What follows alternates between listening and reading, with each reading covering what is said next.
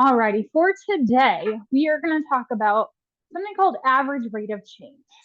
This is a topic that we should have talked about a lot last year in Algebra 1, but we focused on rate of change with just the linear functions, okay? We talked about how lines change.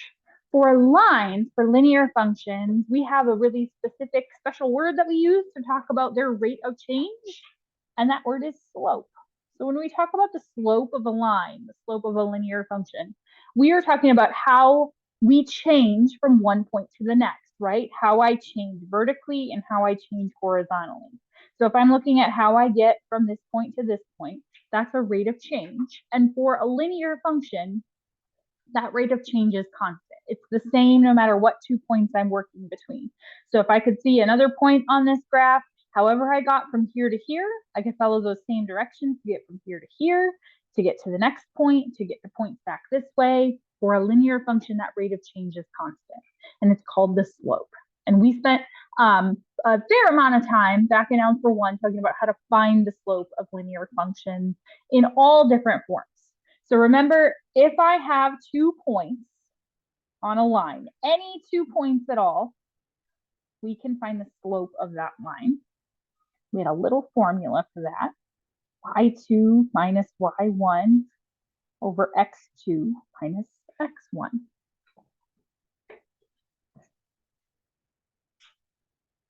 Okay, so for any 2 points, I can plug those x and y values into my slope formula.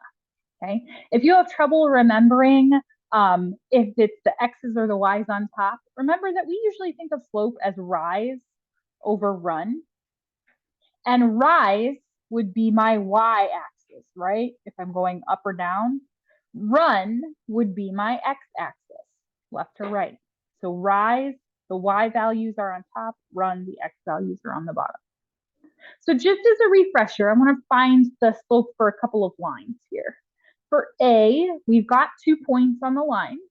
I know some people last year liked to label x1, y1, and x2, y2. If that is helpful to you and you want to label, then label. And then you just plug your values in from your points to their spots in their formula. So this would be 8 minus 4 over 3 minus negative 2. Be careful with signs as always. We would get 4 over 5 for the slope of this line, 4 over 5. And remember, reduced fractions are okay. There's no need to change slope into a decimal.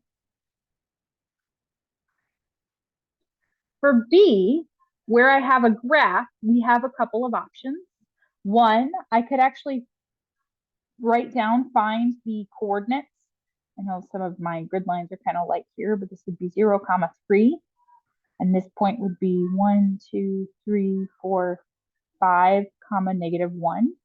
And I could calculate the slope between those 2 points. So that'd be negative 1 minus 3 over 5 minus 0. That would give me negative 4 over 5. If we have a graph, the other option is to actually just count how I changed, right? Count the rise and count the run. So if I look at my graph, I went 1, 2, 3, 4 units down. And then 1, 2, 3, 4, 5 units forward. So negative 4 over 5. I could get from my graph as well. We can also talk about rates of change for non-linear functions. So if I have something that's not a line, a parabola, an exponential function, the x cubed function, the square root function, okay? Any kind of function, we can talk about its rate of change over a specific interval. So from this x value to this x value, we can talk about the rate of change there. Okay, for nonlinear functions, we want to specify an interval of x. So from x equals 1 to x equals 7, or over the interval 2 to 5, negative 3 to 0, something like that. We'll always specify an interval of x, but we can find a rate of change for nonlinear functions as well. And that's where we're going to focus for today, is finding these rates of change for nonlinear functions. So if we look at example 2, okay, we have a table here that shows us average gas prices in dollars for a period of time. And just looking at my my sort of X values, I know it's called Y for years, but this would be my X values and these would be my Y values. My X values, I'm increasing by 1 each time as we're tracking the gas price over this period of time. I'm looking at 1-year intervals here, 1-year increments. For my Y values, I know that this is not a linear function because if I look at the Ys, here I go up by 0.31 and then 0.22 and then, right, so that's not the same, 0.31 and 0.22 and then 0.46 and then I'm going down, right, 0.3 or 3.3 to 2.41, I went down and then back up and then back up again and then up a little bit. So this is not constant, right? It's going up and then up and then down and then up by not quite the same amount and then up by not quite the same amount. So not a line, right? But I can still talk about the average rate of change between years here. So that's what we're going to look at. So what's the average rate of change over the period from 2005 to 2008? I'm going to look at what was the average change in the price of gas from 2005 to 2008. When I have a table, what we're going to do is identify in our table the points that we're concerned with, the pieces of information that we're concerned with. And then, like I said a second ago, we're going to treat these as if they're points. So 2005, comma 2.31, and then 2008, comma 3.30. So I've identified the years and the prices that I'm interested in, and we're going to calculate the slope between these 2 points. So again, if you're a labeler, X1, Y1, X2, Y2, and this would be 3.30 minus 2.31 over 2008 minus 2005. On top, when I subtract, you get 0.99. We're just shy of $1 there. And then on bottom, we get 3. So over the 3-year period, our price changed by just about $1. But when we divide this, we would get 0.33. Okay, my average rate of change here, when I've got a problem in context, I do want to go ahead and divide. I get 0.33. Just like you've had a ton of problems from me throughout Algebra 1, and then again a little bit here in Algebra 2, asking about like y-intercept. What does the y-intercept mean in the context of the problem? What does this point mean in the context of the problem? We're going to interpret our rate of change here in the context of the problem. So here's what we found. Okay, here's what that 0.33 means. The price of gas, this is the price. The price of gas increased. I know it increased because I have a positive value here. Since this number is positive, we increased by an average of 33 cents per year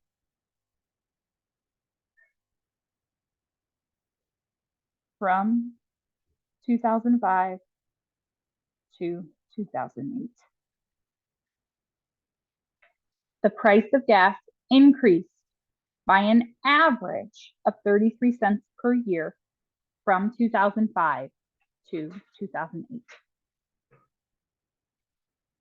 That word average is important in here because if I look at the actual price increase from 2005 to 2006, we went up by 31 cents. From 2006 to 2007, we went up by 22 cents. And from 2007 to 2008, we went up by 46 cents. No year in this period had an increase of exactly 33 cents. The first year was pretty close, The second year was lower. The third year was higher.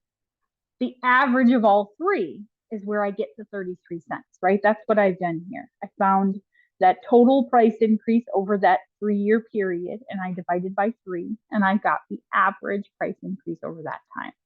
Okay. Now, I want to point out that this doesn't paint the whole picture, right? It wasn't a direct 33 cents each year, like we just said. And we'll also see examples where finding that average rate of change doesn't show us where stuff increased really sharply and then came back down, or went down and then came back up, but it gives us the average change over that period. Okay. Which is again why it's called average rate of change for these nonlinear functions. Questions for me so far? Okay, turn the page. So here we've used a table. We are also going to look at finding the average rate of change from a graph and from a function. And as we're working today, you're going to see some different notation for those x values. So in some cases, like our example that we just did with the table, it said find the average rate of change from 2008 to 2005. Here I'm listing x values for you from x equals -1 to x equals 0. We've also got some interval notation. We'll also see later today some of that sort of inequality notation. Okay, all means the same thing. We treat it all the same way, but I want you to be familiar with all the different ways that this can be represented. Okay. So for example 3, function g of t is pictured below. Here we go. Find the average rate of change over these specified intervals. So our first interval is from when x equals -1 to when x equals 0. As we're working through these problems, we'll talk about these in terms of actually using that slope formula. We won't always have a graph, I should say, so we can't always depend on the graph. So I'm going to practice slope formula as we go through even our graph examples today. But where we do have the graph, we'll take a look at, does this value that I got make sense? So I need to figure out what's the point that I have at -1 when x is -1. So when x is -1, my point is at -1, 4. And when x is at 0, my point is at 0, 1. I'm going to now find the slope between these 2 points. Again, if you're a labeler, x1, y1, x2, y2, and we find the slope. So this would be 1 minus 4 over 0 minus -1. Again, make sure you're careful with your signs here. Most of the mistakes I see on average rate of change are just sign errors. This would be -3 over 1 or -3. If I look at a line that I draw between those 2 points, I would go 1, 2, 3 down and forward 1. Negative slope to that line, okay, matches what I found here. For B, the notation is a little bit different, but the idea is the same. Remember, these are x values. So I'm looking between the points 0, something and 2, something. We'll use our graph to figure out the y values for those points. So 0, 1, which we already used in part A. And then I've got another point at 2, 1. And I'll find the slope between those 2 points. So this would be 1 minus 1 over 2 minus 0, which would give us 0 over 2, or just 0. What I'm saying here is that the change between these 2 points, the average change, is 0. We didn't change at all. If I look at my graph and I sketch a line in between those 2 points, what kind of line is this?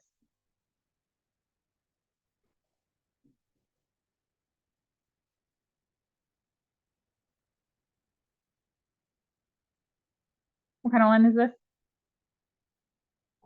A horizontal line, right? Horizontal line. Horizontal line, 0 slope. Okay, should make sense. Now, again, this isn't the whole picture of what our graph is doing between those 2 points. We go down, we have a minimum, we come back up, okay? But if I'm looking at the average change between here and here, there isn't one. Those y values are the same. And then part C, my last one for G of t here. I want to find the average rate of change between x values of 1 and 2. When x is a 1, our y value is 0. So I've got the 0.1 comma 0. And when x is 2, we looked at this one in our last problem, our y value is 1. So I have the 0.2 comma 1. And now we can find the slope between these 2 points. That would be 1 minus 0 over 2 minus 1. So we get 1 over 1, which is 1. Our average rate of change between those two x values over that interval from 1 to 2 is 1. So from 1 to 2, if I were to sketch in that line, we get a positive slope. We go up 1 and over 1. What we see on the graph matches what we found with our slope formula. Questions for me so far? Okay. I would like you now to try example 4. Same idea. You're seeing the same types of notation, still working from a graph. I want you to find the average rate of change over those listed intervals for A, B, and C. So try number 4.